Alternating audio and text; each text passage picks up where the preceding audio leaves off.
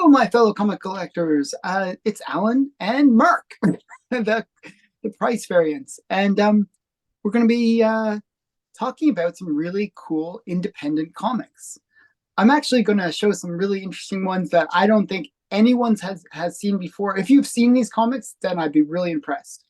Um, and Mark, I'm not sure what Mark's going to show. He usually shows something from England that nobody actually ever reads. So it's probably the same bubble. Okay, so let's see what Mark has to show us. For this is independent publishers. Okay, right. So first thing, this one is from England and nobody has read it because it hasn't been published yet. Oh, okay. Well, that's cheating. This is so this is going to set this is shameless publicity here. So Mhm.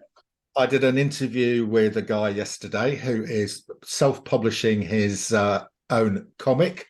It's the first one he's done. He's currently on Kickstarter.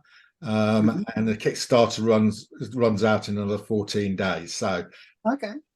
still chance to go and join in on the Kickstarter on this one. I talked to him. I've also looked at all this stuff, and I think it's worth having a look at.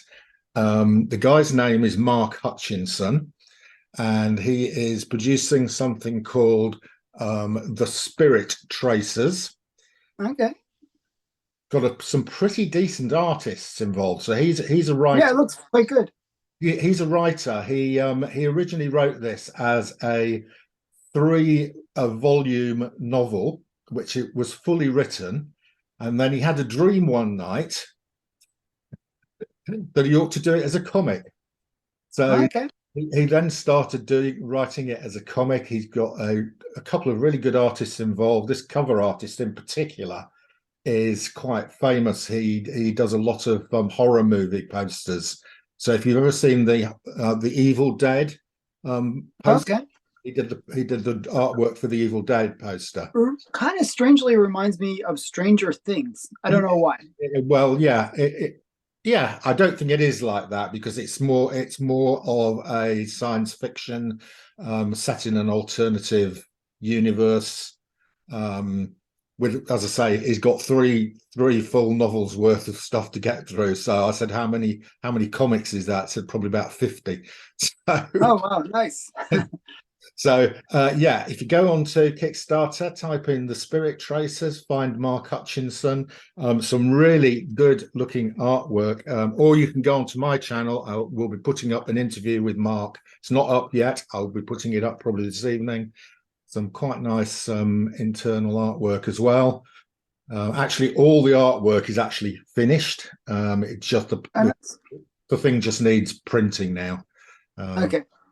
So And that's what you do on Kickstarter. That's one of the things with self-publishing is you need but the money to publish.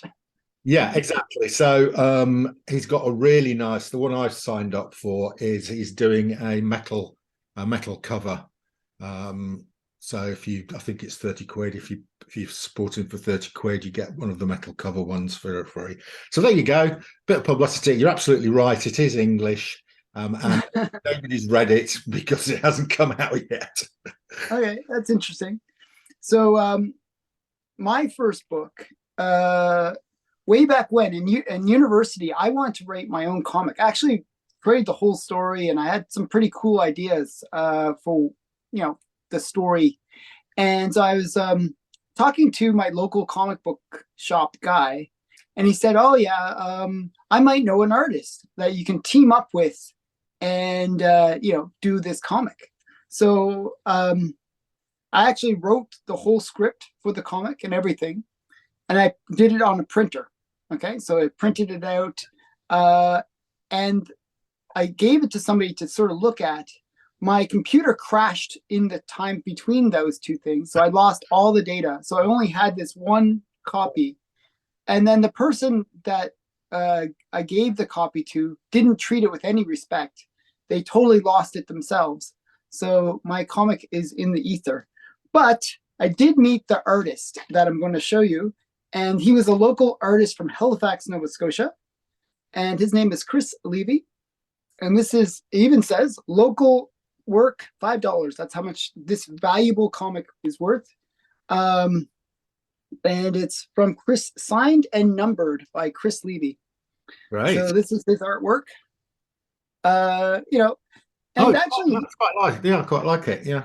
yeah, it's, you know, it's pretty raw. It's pretty raw, but you know, it was interesting. Like, you know, he was saying that, you know, he was always, you know, an artist in school and stuff like that, and he learned so much just doing this comic. So this is his first comic, but he Yeah. did later comics and they got better. You know, you can see that, you know, you learn.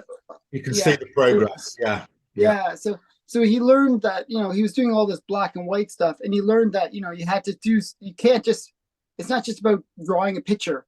It's, you know, you have to use a certain blacking out of certain things, and he was like explaining the whole process. It was quite fascinating, and I learned a lot from him as well. So this is back from 1992. Okay. Yeah. Excellent. I like that one. Right. Next up, I'm doing these on your channel because I've actually done a video about these on my channel. Okay. If you want to know more about this next one, head over to my channel because I do, again, I've got an interview, a series of interviews with comic creators. Right. This is from a guy called Scott Harris King, who I think you might know, Alan, actually. Oh, And he's been self-publishing for about 5 years now. wow. And he uses public domain characters. So he uses characters that have gone into the public domain and is using them in his comics. So his first comic that he did was called Crime Busters, and it uses a character called Crime Buster from a comic called Boy Comics. Yes, very famous. Yeah, done by Charles Biro. So Yeah. he's sort of given this guy a new lease of life. He was a boy detective. He picks up where the old stories left off, and he's starting college. Nice. So that is actually on issue 5. Has just finished its crowd Kickstarter, got fully funded, and he's issued the PDFs and everything for issue 5. So issues 1 to 5 of Crime Buster, it's really good. And he did that to start with. He did everything. He did the writing, he did the drawing, he did the distribution. That's so typical of these self-publishers. Yeah.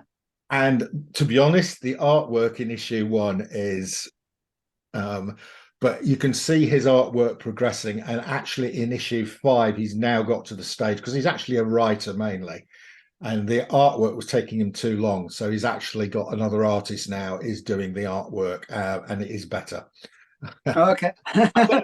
Sometimes you have to know your limitations. I did tell him that, and he agreed. So, but then his second title, which I think is really good fun, and this is an absolutely cracking read, is Cthulhu versus Uncle Sam.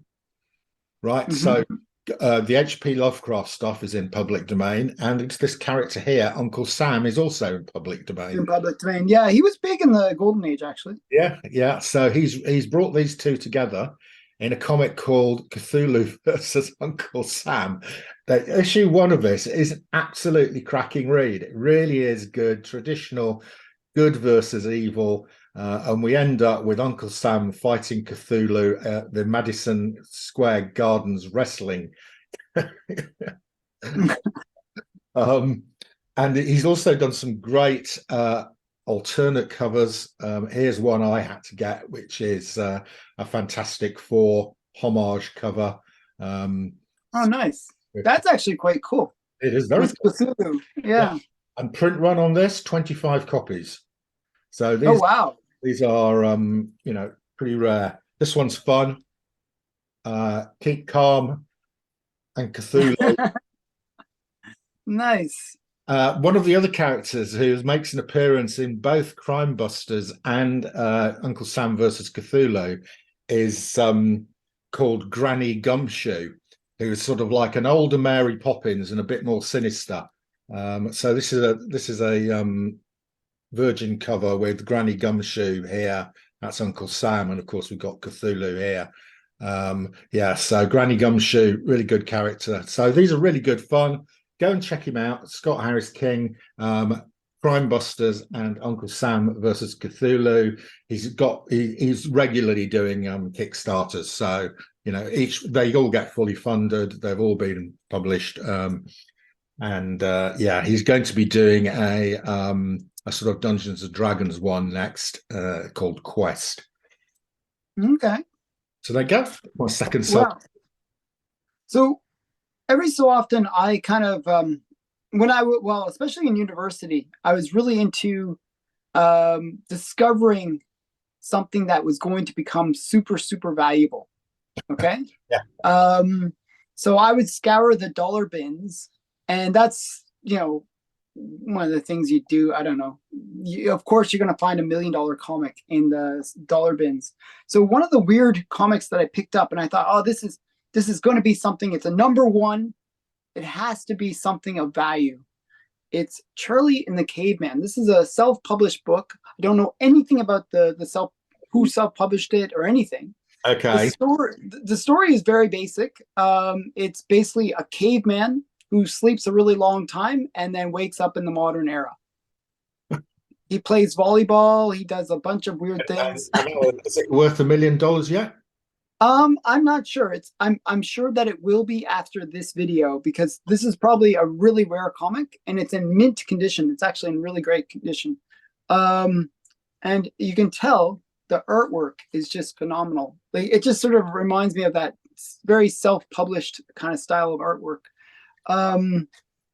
So yeah, and you can see him playing volleyball. The guy probably went on to go to art college after he'd done that. Yeah. Who knows? Like, and some fun artwork. Yeah, it's all right.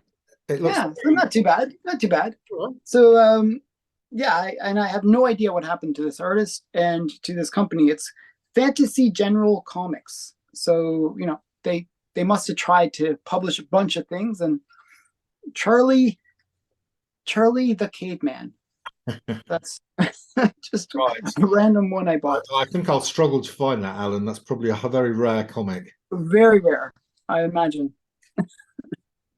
Okay, my next one I found at I go to the Thought Bubble convention every year in Harrogate, and always there's a lot of people there who doing self-publishing, and they're there to promote their stuff. So not this year, but not last year, but year before, so 2001, I came across this guy, Doug Wilson, who is an animator. So he works as an animator normally, but he's also sort of taken up producing his own stuff. And he produced this, he draws this character here, Jack Astro. So nice. He self-published this. It's called, and his company is called Band of One. That's awesome. So this is really great. This was actually one of my reads of the year in 2021. It really is great fun. It's just simple, not really nice story about an inept spaceman who sort of bluffs and bumbles his way through being an astronaut. Nice sort of animation type artwork. I really enjoyed it. I think did this guy sign it for me? Probably. Yeah.